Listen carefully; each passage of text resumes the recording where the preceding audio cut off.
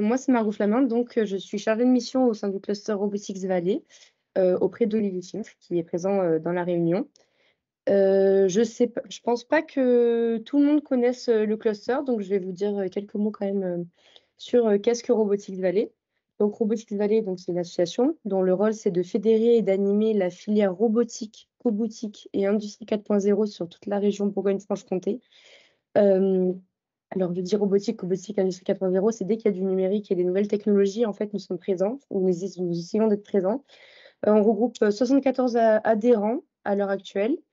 On fait partie d'un réseau, de partenaires, qui nous permet, d'être un petit peu implantés sur tous les domaines. Donc ça peut aller de l'agroalimentaire, de l'agronomie au nucléaire, donc avec Agronov, Vitagora et Nucléaire Vallée. Hem Donc nous, on va fédérer et animer la filière, développer le réseau de nos adhérents par le biais d'animation, de synergie, donc par la mise en place de groupes de travail, par exemple. Et on va aussi, accompagner, les adhérents, sur, des projets, par exemple, au travers la mise en place de preuves de concept, et de démonstrateurs. Donc voilà un petit peu, ce que Robotics Valley, fait. Et donc aujourd'hui, on retrouve, Jean-Christophe qui est donc, président de Mechabotics. Donc Jean-Christophe, si tu veux, tu peux te présenter, présenter l'équipe et un petit peu, les locaux. Merci Margot. Déjà, merci pour cette opportunité de présenter Mechabotics. Nous, on vous rejoint tous au sein de Robotics Valley. Donc Mechabotics, c'est une start-up. On est installé à Toulouse. On est créé depuis l'été 2021 et installé à Toulouse depuis 2019.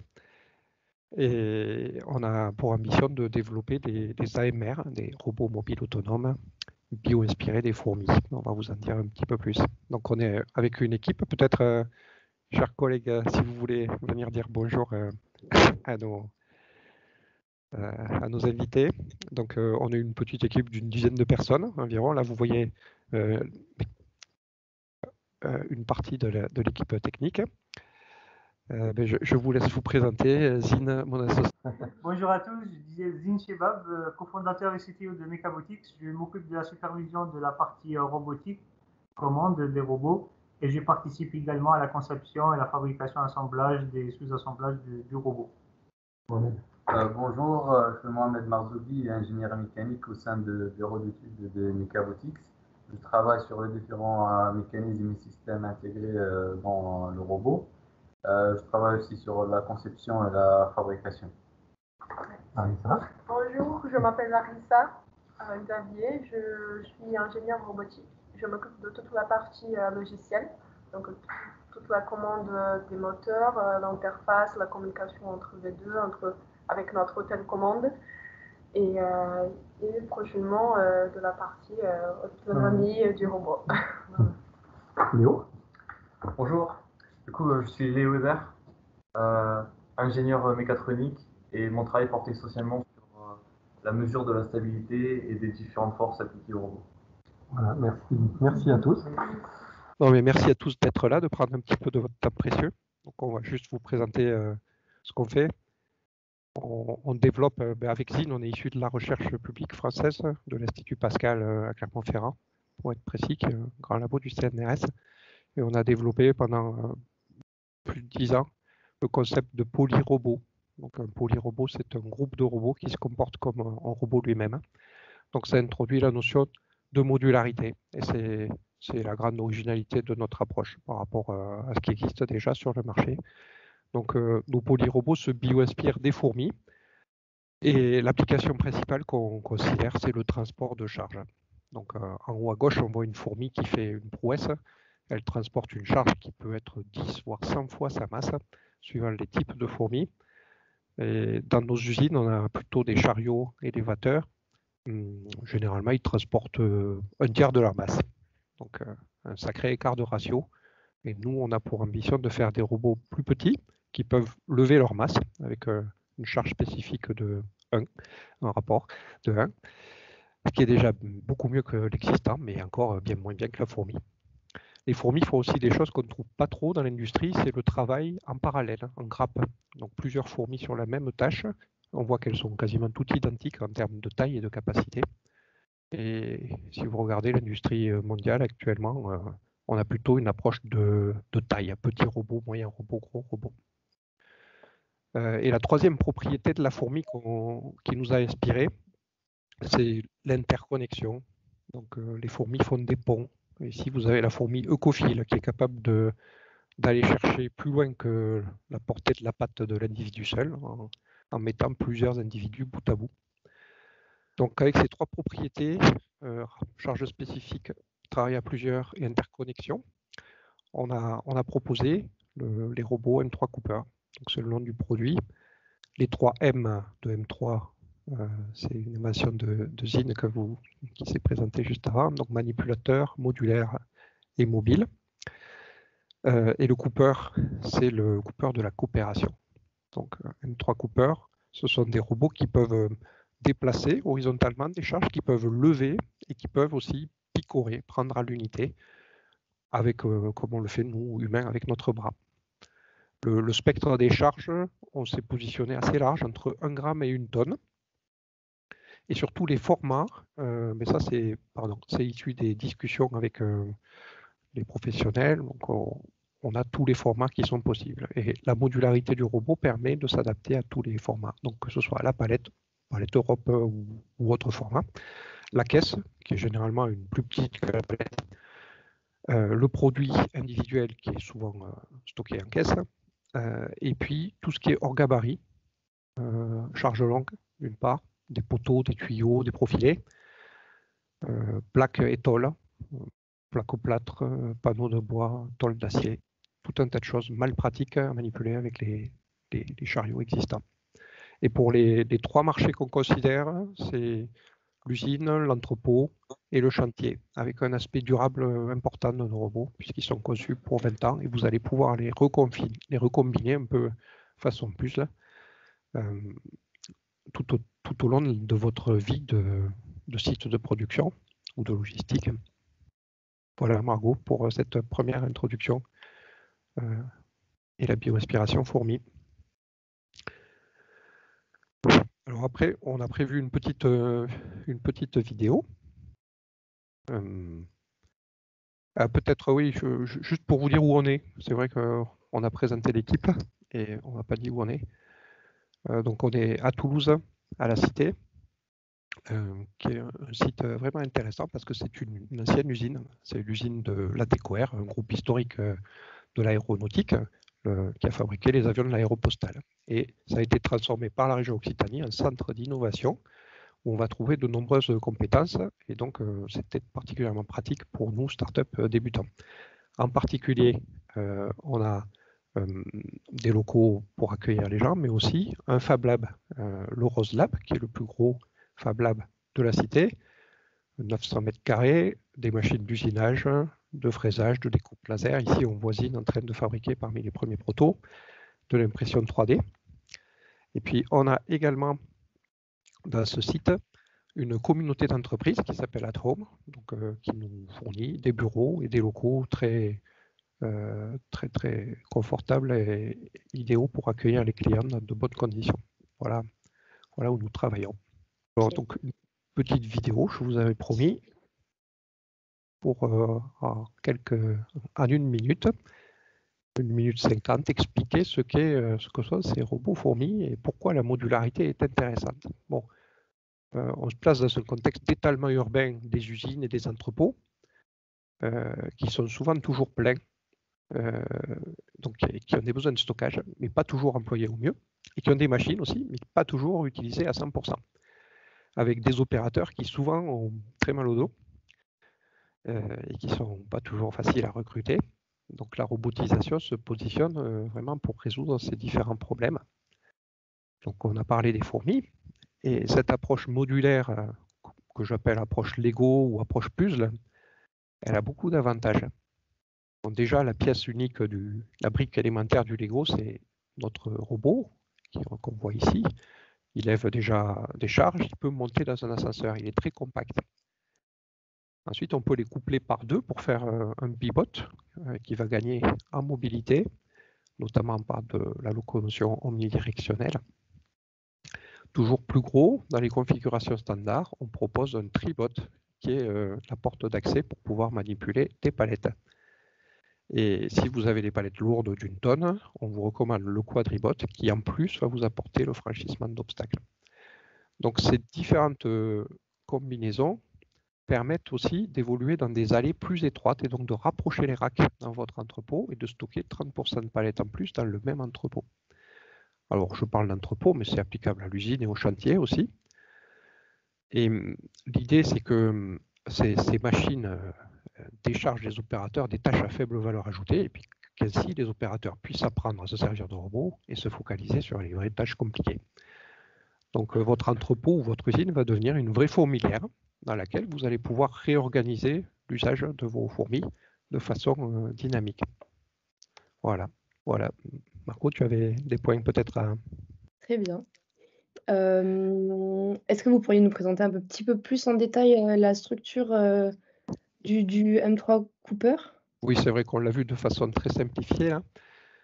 Alors, donc l'approche puzzle a été évoquée par la vidéo et ici sur ce slide, vous voyez des images en 3D de la forme qu'on a donnée à nos fourmis.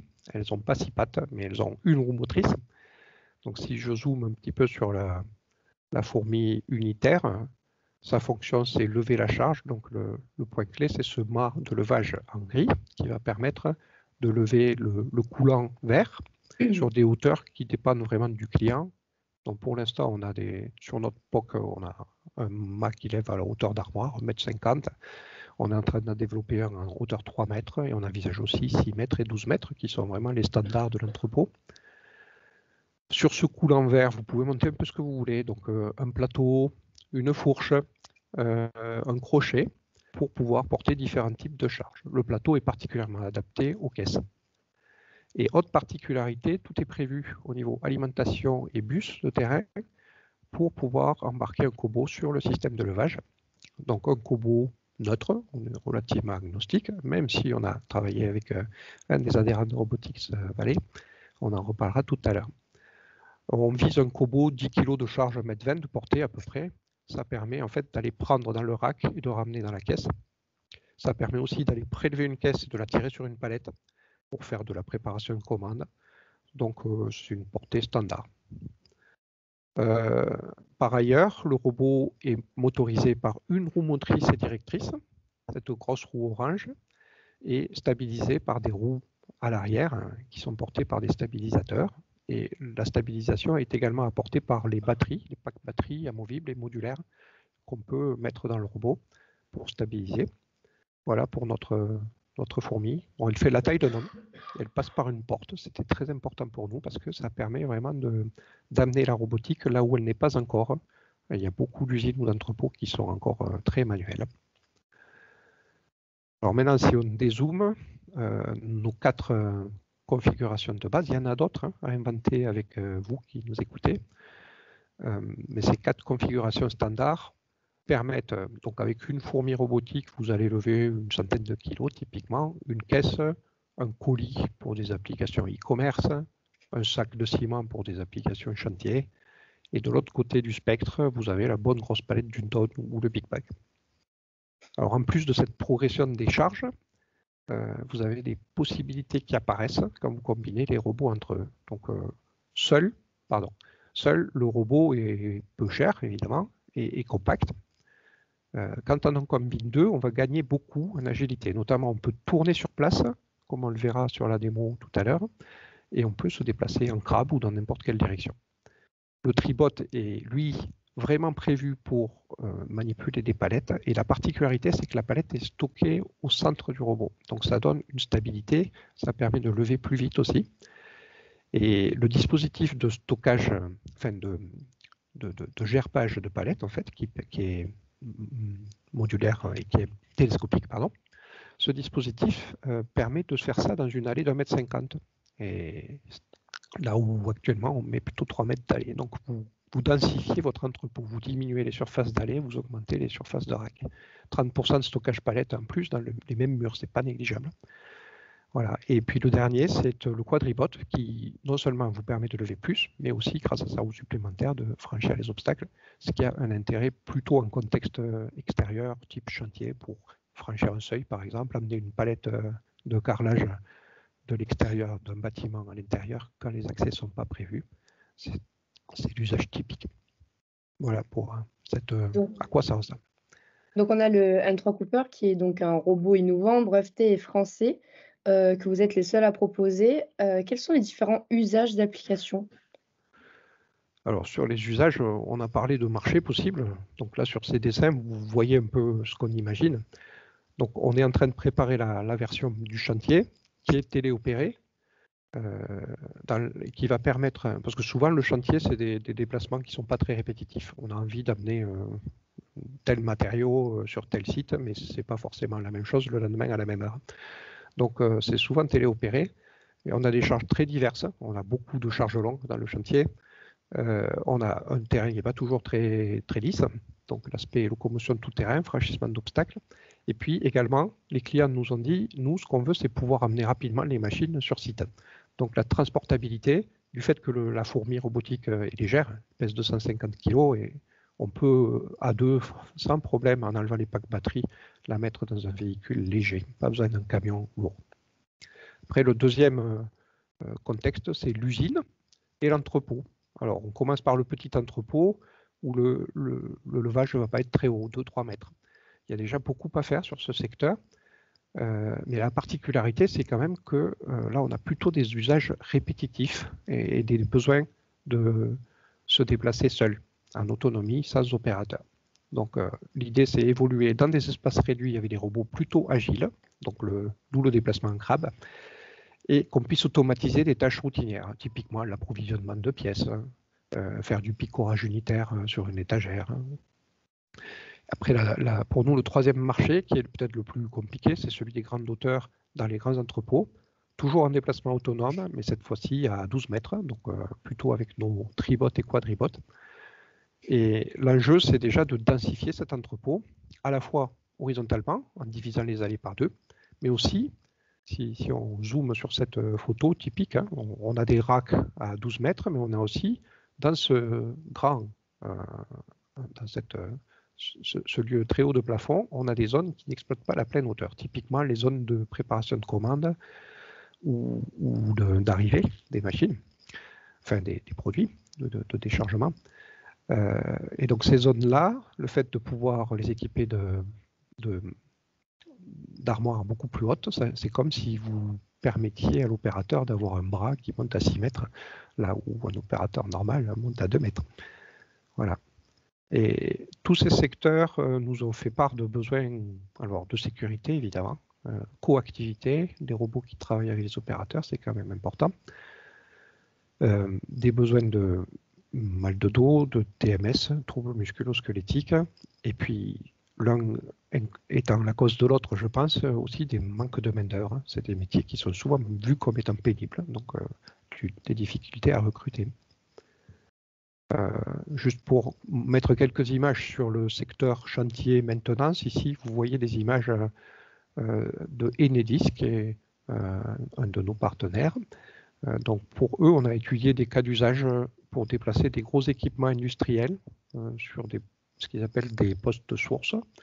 Donc ils ont des disjoncteurs, des transformateurs. Le sol est pas toujours dur. Il y a des endroits interdits comme les caniveaux. Il y a des câbles haute tension interdits également. Et il y a également des seuils, des casemates où il faut franchir des seuils pour amener les équipements hors d'eau. Donc c'est quand même assez compliqué. C'est pas vraiment faisable avec un chariot classique.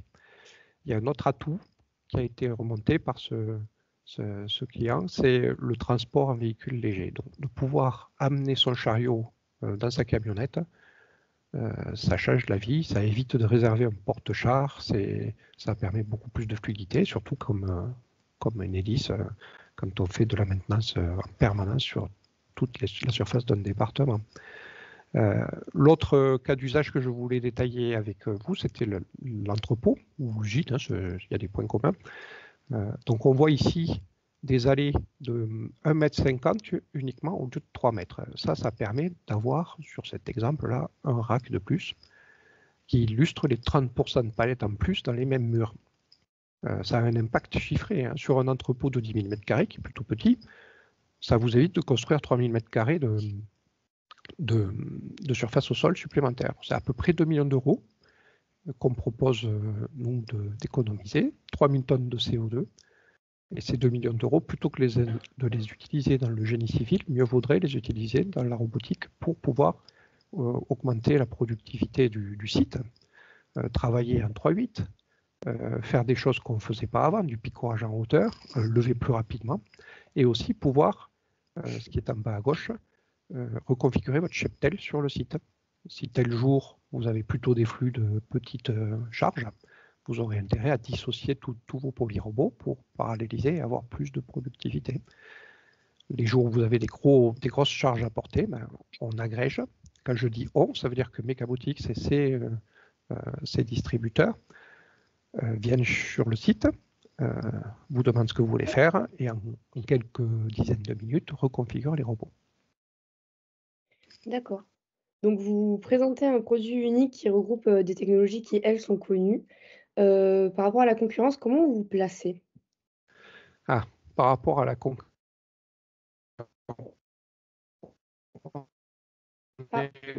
On vous a plus. un peu entre le du chariot qui commence à une tonne de charge. Jean-Christophe, on vous entend plus. Ah bon? Oui, ça saute. Ça saute. Peut-être que c'est bon. C'est temporaire, là, peut-être? Oui, c'est bon, c'est bon. Donc oui, on se met entre ces deux mondes, mais avec la modularité en plus, puisqu'on voit les 4 colonnes au centre, là, qui montrent les 4 versions standards. Et ensuite, pour ce qui est des batteries, nous, on a des batteries amovibles, alors que sur un chariot, c'est rarement amovible. Certaines marques le proposent, mais ce n'est pas la majorité. On a des machines un peu plus légères. On voit qu'un chariot typique, c'est dans les 3 tonnes. Après, comme les chariots, on va lever, ce qui est rarement le cas des AMR. La majorité se déplace horizontalement, mais il faut prévoir un système de levage et de posage de la charge sur le robot. Le picorage aussi, c'est-à-dire embarquer un bras, c'est assez rare, hein, globalement. La téléopération et le déplacement autonome, c'est clairement le secteur du robot, donc les chariots ne le font pas. Par contre, les chariots sont très à l'aise avec les palettes, mais que les palettes. Les AGV aussi, palettes ou caisses, mais rarement le picorage unitaire et rarement les charges spécifiques. Palettes doubles, les profils longs et les panneaux. Donc là, on propose quelque chose qui est plutôt du domaine de chariot spécifique. Et pour terminer, en termes de mobilité, si beaucoup d'AGV ou d'AMR tournent sur place, il n'y en a quasiment aucun dans les commerciaux qui soient omnidirectionnels, c'est assez rare, et très rare chez les chariots aussi. Et ensuite, suivant que vous avez un mono ou un birobot compact, vous passez à travers les portes, mais vous pouvez aussi avoir plus gros, et tout en restant transportable en véhicule léger si vous démontez votre machine. Voilà, ça donne un aperçu de notre positionnement qui est original. Sur le marché, on se positionne par exemple sur des machines modulaires. Alors, il n'y en a pas tant que ça. J'ai cité l'exemple de la superbe licorne française, Exotech, qui propose des systèmes tout automatiques, avec comme des fourmis également, qu'on peut rajouter de façon dynamique s'il y a des pics d'activité. Par opposition aux chariots ou à l'AMR, qui sont des machines dédiées. Ils ont une taille fixe. Et pour les charges, par contre, Exotech et le chariot élévateur ont chacun leur charge de prédilection. La caisse de 30 kg pour Exotech, la palette pour le chariot. Les AMR d'une façon générale, et nous en particulier, on est très adaptés pour les formats les plus variés. Voilà. D'accord, vous auriez quelques vidéos démonstratives? Oui. Bon, on peut vous montrer déjà à quoi ressemble notre bibot actuel. Donc là, on voit la démonstration de mobilité sur un quai. On voit aussi qu'on utilise pas mal de bois pour la carrosserie. On essaye vraiment de faire la chasse au plastique et d'avoir un robot qui est avec des matériaux les plus nobles possibles, principalement du bois et du métal. Donc, il est composé de 2 colonnes qui sont connectées par une traverse assez courte ici, donc c'est bien adapté pour les palettes, et le port frontal. À l'arrière, on voit les stabilisateurs, on voit les batteries. Et donc ici, vous voyez les deux tourelles qui tournent et la possibilité de faire de la locomotion en crabe, ou plus généralement de se déplacer dans n'importe quelle direction. On voit les packs batteries également, qui sont notre unité énergétique. On peut en mettre jusqu'à 6 dans ce pivot. Voilà. Et donc là, on a une démonstration de déplacement à vitesse lente. Voilà pour ce robot. Et après, je veux juste vous montrer des cas d'usage qui sont simulés sous ROS, puisque c'est l'environnement qu'on utilise. Là, vous voyez un pivot. C'est des choses qu'on a faites dans le cadre d'un projet européen pour la robotisation du petit entrepôt. Donc un pivot qui déplace des caisses dans un petit entrepôt. Mais si vous découpez ce pivot en entités plus petites, donc des monorobots, là vous avez des machines bien adaptées pour du prélèvement sur étagère de caisses ou de colis dans ce cas-là, et du transfert d'étagère à étagère, ou du prélèvement sur une étagère pour amener le colis dans ce qu'on voit à l'arrière en haut à droite de la vidéo, la zone d'assemblage, typiquement un atelier. Là c'était une société qui fabriquait des ordinateurs. Donc on amène un CPU, une carte mère, une ALIM sur site et ce transfert se fait de façon autonome.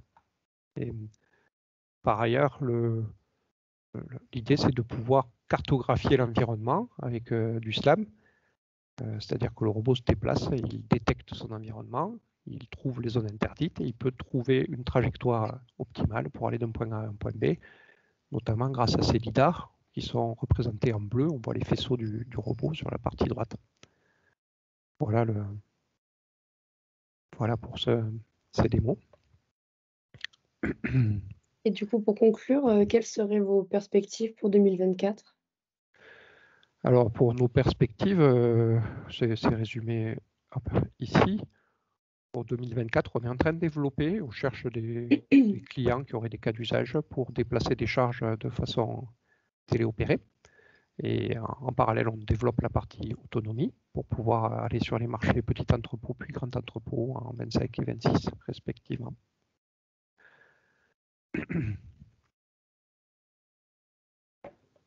Et donc, vous travaillez avec des partenaires?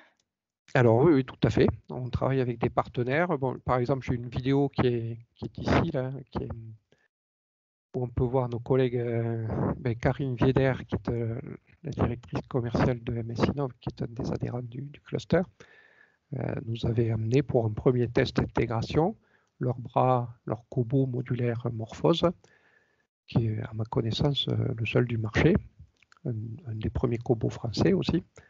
Donc la complémentarité se fait sur la modularité à la fois du bras, que vous pouvez découper en 2 fois 3 liaisons par exemple, ou alors un bras complet à 6 degrés de liberté, et puis de la base mobile, qui elle aussi est modulaire. Donc ça ouvre des perspectives très très intéressantes, et ça permet surtout pour le client d'acheter progressivement les modules, de lisser sa charge, de se dépanner rapidement. Ça a plein d'avantages. Très bien. Donc on est là aussi pour faire connaissance avec les adhérents et écouter aussi leurs besoins et construire ensemble des solutions. Eh bien, merci beaucoup Jean-Christophe. Merci à tous pour votre écoute. Merci pour cette super présentation. Maintenant, on va laisser place aux questions. On a 15 minutes à peu près pour un petit peu soulever quelques points. Je ne sais pas si parmi les participants, des personnes auraient des questions. Oui, bonjour Jean-Pierre Julien Salle. Bonjour. Vous m'entendez? Oui, très bien. Oui, bonjour. Merci beaucoup pour cette présentation très intéressante. Une question se pose. Vous fabriquez ce robot et vous l'intégrez directement chez le client final, ou est-ce que vous cherchez aussi des partenaires pour l'intégration de ces robots chez le client final? On est en TRL7 là pour l'instant, donc on attaque l'industrialisation cette année. Je réalise que je n'ai pas montré non plus je vais arrêter le partage et remettre le. Je ne vous ai pas montré le proto quand même qui est juste à côté. Donc ce POC-là, il démarre l'industrialisation et évidemment, en robotique, le robot c'est bien, mais c'est pas tout. Il faut le faire marcher avec le système informatique du client. Donc, et également, surtout pour nous où il y a cette possibilité de réagrégation, il faut pouvoir aller chez le client régulièrement pour réinstaller ou reconfigurer les robots. Donc clairement, on est à la recherche d'intégrateurs dans toute la France. Et on peut en discuter après cette réunion avec plaisir. Très bien. Donc, nous prendrons rendez-vous très rapidement. Je transférerai toutes les coordonnées de toute manière aux différents participants, le contact de Jean-Christophe pour ceux qui veulent se rapprocher et justement se voir ultérieurement. C'est parfait, merci beaucoup. Merci à vous. Oui, David? Oui, bonjour, David Berti, Société Mécanique et Services en Bourgogne. Donc, je trouve l'idée plutôt très intéressante pour un atelier de mécanique où on déplace des charges au quotidien et évidemment, on a toute la problématique que vous avez su expliquer. Et en regardant votre démonstration, j'avais une question à vous poser. Est-ce qu'il serait envisageable de travailler sur une solution qui permettrait de vider nos bennes à copeaux, qui est un vrai souci aujourd'hui puisqu'on est en train de robotiser nos machines. Et en fait, le problème numéro 1 de la robotisation, par exemple, d'un centre d'usinage, c'est pas tant l'intégration, puisque maintenant il y a des solutions qui sont assez simples, enfin entre guillemets. Hein. Mais par contre, évacuer les copeaux pendant qu'une machine travaille toute la nuit, ça devient un vrai souci. Et j'avais pensé à des solutions AGV, mais comme vous l'avez dit, un AGV, lui, il va aller chercher la benne, mais il va jamais la vider. Et quand je vois votre solution, ça pourrait être vraiment quelque chose de très intéressant pour nous. Après, j'avais noté plusieurs questions. Donc je vous les pose à la file et puis comme vous me ferez donc sur le M3 Cooper, j'avais noté comment il repère les palettes à aller chercher dans un magasin. Bon, je pense que ça, vous avez su identifier facilement la solution. Quelle est la préparation chez nous en interne à prévoir pour que ça fonctionne? Et puis dans les partenaires que vous recherchez, nous on vient de faire une extension de bâtiment, donc on vient de rajouter 1000 m², dont 500 m² de stockage, parce que évidemment on n'a jamais assez de stockage en interne. On a espacé nos cantilevers d'environ 4 mètres, 4 mètres 50 pour pouvoir naviguer avec un FEN. Donc une fois que c'est installé, on se rend compte qu'on perd une allée centrale qui est juste en mètres carrés énorme par rapport au coût actuel. Et une solution comme la vôtre permettrait de remettre un rack au milieu et d'aller chercher les palettes en automatique. Alors nous, le poids de nos palettes, généralement, ça se situe entre 150 et 500 kg. Alors j'ai vu que pour l'instant, c'est en phase de développement. Mais voilà, nous, on est prêts à collaborer avec vous, voir quelles solutions pour envisager ensemble. Enfin, moi, ça me paraît assez révolutionnaire quand même. Donc, je suis plutôt très, très enthousiaste. Sympa, ça fait plaisir à entendre. Merci beaucoup, M. Berti. Donc pour les bennes à copeaux, je sais qu'elles existent en plusieurs formats. Quels sont vos formats de bennes et masses typiques? Alors en fait, nous, c'est des formats, je dirais, assez classiques. Hein. La masse qu'on déplace, ça va être moins de 100 kg. Et le format, on va dire, ça fait moins d'1 mètre cube, quoi. Ouais, c'est des bennes de 1 mètre carré à peu près au sol. Okay. Ouais, voilà, ouais, c'est ça. Ouais, là, je pense vraiment qu'on peut faire quelque chose, en effet. Je pense que ça pourrait même être un gros marché pour vous. Je ne sais pas si vous l'aviez imaginé ou pas, mais c'est le problème chez tous les usineurs. Hein. Ouais. D'accord. En fait, moi, j'avais déjà regardé, ça fait déjà quelques années que je cherche des solutions. J'en étais arrivé, je vous dis, à la GV, mais la GV, il a ses limites. Il va aller chercher une benne, il va en remettre une vide. Ouais. Il va stocker les bennes remplies à un endroit, et quand il n'y a plus de benne vide, la machine s'arrête, quoi. Donc, on a déjà des clients qui nous ont demandé un axe de retournement sur la permettre de retourner la charge. Donc, vous aussi, c'est un peu la même chose. Alors après, il y a... je pense que c'est faisable. Ouais. Il faut nos bennes, en fait, elles sont basculantes. Hein, donc, on n'est pas forcément obligé de les retourner. Les retourner, c'est mieux parce qu'on est sûr qu'elle est vidée. Parce qu'en fait, quand vous basculez, si jamais il y a un problème et que ça ne bascule pas, vous repartez avec une benne qui est pleine aussi, quoi. Mais il y a déjà des solutions qui existent sur des bennes simples. Hein. Oui. Alors après, pour ce qui est du repérage de palettes, il y a plusieurs stratégies. Ça peut être du repérage avec des amers classiques, hein, type QR code ou autre type d'amers. Et ça peut être de la vision pure. On a des caméras 3D qui sont embarquées, donc vous êtes capable de reconstruire le relief de ce que vous voyez. Il faut l'analyser encore. Il y a différents. J'imagine que je vous coupe, mais j'imagine que dans le déplacement, quand on voit vos vidéos, il doit être capable d'éviter des obstacles, quoi. Donc là, pour l'instant, les vidéos montrent des déplacements téléopérés. Mm. L'évitement d'obstacles est vraiment lié à l'analyse de l'environnement par LIDAR, C'est ça. notamment, Mm. et à la fusion de données qu'on est capable de faire avec plusieurs capteurs. Donc ça, c'est des choses qui sont Dans les tuyaux. déjà prévues qui sont prévues dans les tuyaux, qui sont prévues dans ROS 2 en particulier, qui est assez fort pour ça. Donc découvrir le plan, faire du SLAM et faire du positionnement dans une carte, c'est des choses que font beaucoup de collègues qui sont prévues vraiment dans ROS natif et qu'on est en train de tester. Ok. Super. Alexis. Oui, bonjour. Bonjour. Merci pour la présentation. J'avais plutôt une question technique. Vous avez abordé le sujet du bus de terrain disponible avec votre robot. Vous pouvez en dire plus, s'il vous plaît? Oui, bon alors, c'est pas forcément figé, gravé dans le marbre. Les bus de terrain, il y en a plusieurs types. Suivant les fabricants d'actionneurs, on va retrouver plusieurs types de compatibilité. Nous, on est en CAN pour l'instant. Après, Ethercat, c'est tout à fait possible aussi. Donc là, par exemple, ça dépend des cobots, hein. Souvent, ils existent en plusieurs bus, la plupart. Donc, par exemple, Universal Robot, qui est le leader, ou MS Innov, qui est le challenger français, propose des bus souvent Ethercat ou CAN. Voilà. Pour l'instant, sur notre POC, on a du CAN, mais c'est pas un vrai problème. Vous achetez une passerelle à un autre format et ça vous permet de changer le bus. Vous aviez quoi, vous? Quelle était votre problématique sur le bus? Non, c'est pas vraiment une problématique, c'est juste un renseignement supplémentaire que j'aurais aimé avoir. D'accord. Nous, on propose plusieurs solutions avec différents bus de terrain, donc à voir quelles sont les possibilités de l'interconnexion. Oui. On le veut la plus ouverte possible. Donc il y aura certainement du développement pour s'adapter au bus qui vous est cher. Bien sûr. Merci. Je vous en prie. Super. Stéphane? Bonjour, merci pour la présentation. Donc Stéphane Topin à l'UMM 3556 en Bretagne. Vous faites référence à la bio-inspiration par rapport à la conception de votre robot. Je voulais savoir si vous serez présent au salon événement Biomime Expo qui a lieu en juin, puisqu'on organise une rencontre entre industriels lors de cet événement, une sorte de voyage learning expédition. D'accord. Donc ce sera peut-être l'occasion de vous faire rencontrer quelques industriels si vous êtes présent là-bas. Oui, on en a entendu parler de ce salon. Il nous a été vanté plusieurs fois. On ne l'a pas fait encore, mais pourquoi pas.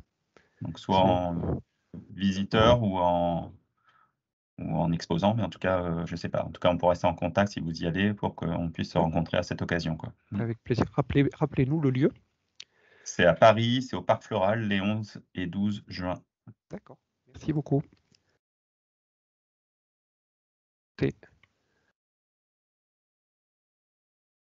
Super. D'autres questions? Oui. Bonjour, Ahmadi de Julien SA. Enchanté. J'avais une question par rapport à la programmation des robots. Les robots seront sous ROS ou vous prévoyez de développer un système d'exploitation? Non, on ne développe pas le système d'exploitation. Non, ROS est une surcouche de Linux la plupart du temps, même s'il y a des versions pour d'autres OS. Donc nous, on travaille avec des Linux les plus standards possibles et qui sont très robustes, qu'on configure pour la partie cybersécu. On ne reprogramme pas un noyau. Hein. C'est pas notre but, on ne peut pas être bon partout. Du coup, tout sera sous ROS. Sous ROS 2. Oui. D'accord. C'était ça ma question, merci. Je vous en prie. Les mains ont oublié d'être baissées pour Julien et David ou vous avez d'autres questions? Moi, c'est David. Ok. En fait, il y avait une question à laquelle qui n'avait pas été répondue. Donc, en fait, je disais, nous, on avait éventuellement un projet d'aménagement d'une zone de stockage. Donc, après, je ne sais pas comment on pourrait. On prendra contact en privé, évidemment. Mais voir ce qu'il est possible de faire assez aisément. Moi, je peux vous donner nos problématiques et je pense que vous avez une solution qui. Ça peut être un travail en réel, quoi. Bien sûr. Ouais, on peut en discuter au calme. Oui. Si c'est compliqué. Avec plaisir. Bon, c'est pas très compliqué, hein, c'est d'aller chercher, nous, on a besoin d'aller chercher des palettes au quotidien et c'est de voir comment procéder. Oui. Et ça serait. Enfin, il y a l'aspect sécurité qui est très important à mettre en avant, effectivement, puisqu'en fait, dès qu'on est dans des zones de stockage avec des cantilevers, avec une personne qui est sur un chariot élévateur, on a toujours un risque qu'il se passe quelque chose de malencontreux. Et voilà, c'est un vrai problème dans nos ateliers de stockage. Donc une solution automatisée, je l'ai déjà préaménagé justement dans ce but-là. Je voulais mettre j'ai plus la marque, hein, mais vous savez, il y a des marques industrielles où ils vous font, il y a un poste de déchargement, ça va chercher, c'est un peu un transstocker quoi, qui va chercher vos palettes. Mais là, ça a la seule fonction de faire un investissement lourd juste pour ça, quoi. Nous, on est une PME de 35 personnes, donc on n'a pas non plus des moyens énormes. Mais si on a un robot, voire plusieurs robots permettant de faire plusieurs tâches, bah, c'est toujours bien, quoi. Toujours mieux. Souvent, les transstockers, ils sont intéressants sur les hauteurs supérieures à 15 mètres. Oui. Après, ça réclame des bâtiments spécifiques. Hein. Ça peut aller à 50 mètres sans problème. C'est des investissements à 6 ou 7-0. Hein, donc, oui, c'est ça. Ouais. Mais nous, on a un petit bâtiment. Il fait 6 mètres sous plafond. Donc, on est sur des choses tout à fait standards. Quoi. Tout à fait. C'est bien ce qu'on essaye de proposer. Une solution qui permette de convenir à beaucoup de PME. Et moi, j'avais fait chiffrer un espèce de... Enfin, je dis non transstocker, c'est pas vraiment le terme, mais quand j'avais vu le devis, c'était inenvisageable. Quoi. Juste pour aller chercher des palettes. Oui. Le ROI, il peut jamais arriver sur une vie d'entrepreneur. C'est pas possible. Quoi. Il faut peut-être pas les PME que nous sommes. Oui, voilà, tout à fait. Oui. Donc c'est pour ça, moi, je vous dis, je suis assez partant pour qu'on échange ensuite et puis qu'on voit ce qu'il est possible de faire par rapport à nos besoins. Avec grand plaisir, monsieur Bertin. Eh bien, ça marche. Et donc, est-ce qu'il y a une dernière question? On va pouvoir conclure. Je pense qu'on va pouvoir. Le doigt levé de monsieur Julien, c'est Je pense que Julien a oublié de baisser la main. Ok. Mais donc, je vais vous laisser conclure, Jean-Christophe. Eh ben, mais déjà, content d'avoir pu échanger avec vous tous sur vos cas d'usage. On est à votre disposition pour poursuivre la discussion. Content de rejoindre aussi Robotics Valley et de découvrir tout votre écosystème. Et un grand merci à Robotics Valley pour l'invitation. N'hésitez pas, si vous passez à Toulouse, les uns et les autres, aussi faire des démos sur place. Merci à vous. Moi, je tenais à préciser du coup pour les personnes qui n'étaient pas là au tout début que le webinaire est enregistré, il sera monté et disponible sur notre page YouTube et aussi des extraits seront disponibles sur LinkedIn. Suite à la réunion, du coup, je vous enverrai les coordonnées de Jean-Christophe, donc si vous voulez le recontacter concernant des projets ou des investissements futurs. Et du coup, n'hésitez pas à nous suivre donc, sur LinkedIn ou à vous renseigner sur le cluster pour ceux qui ne connaissent pas Robotics Valley. Merci beaucoup. Merci à tous. Merci à tous. Merci beaucoup. Merci beaucoup. Au revoir. Merci. Au revoir. Bonne fin de journée.